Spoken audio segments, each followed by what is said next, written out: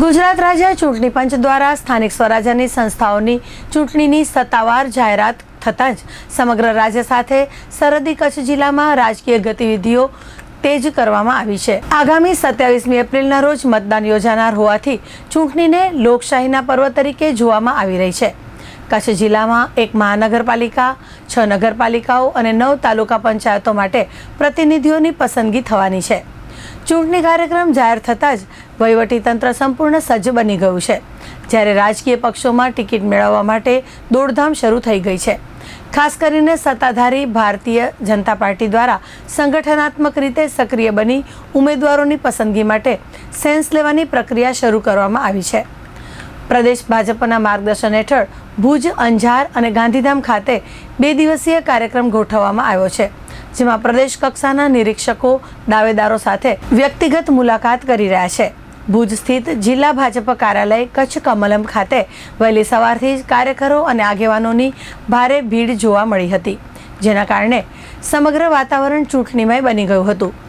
Sense પ્રક્રિયાના પ્રથમ દિવસે માંડવી શહેર અને તાલુકા પંચાયત માટે દાવેદારોની નોંધણી કરવામાં આવી હતી, જેમાં મોટી સંખ્યામાં ઈચ્છુકોએ પોતાની દાવેદારી રજૂ કરી હતી।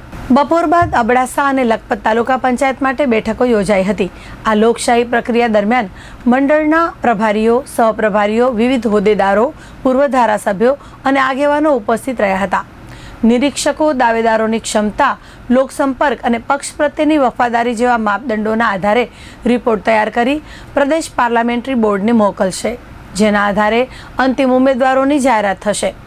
એક તરફ ચૂંટણી પંચની તૈયારી અને બીજી તરફ ભાજપની સક્રિયતા જોતા કચ્છના રાજકારણમાં આગામી દિવસોમાં ભારે ગરમાવો રહેવાના સંકેતો સ્પષ્ટ જોવા મળી રહ્યા છે। ભારતીય જનતા પાર્ટીમાં લોકતાંત્રિક પ્રક્રિયાથી દરેક વ્યક્તિ પોતાની રજૂઆત, માંગણી મૂકી શકે એના માટે સેન્સની પ્રક્રિયા થતી હોય છે। હર વખતની જેમ આજે 2 તારીખે ભુજ શહેરમાં ફોર્મ વિતરણનું કામ ચાલુ છે। સવારથી જ લોકોમાં ખૂબ ઉત્સાહ છે અને દરેક વોર્ડમાં ઘણી બધી માંગણીઓ ભારતીય જનતા પાર્ટીના ઉમેદવારી માટે આવી રહી છે।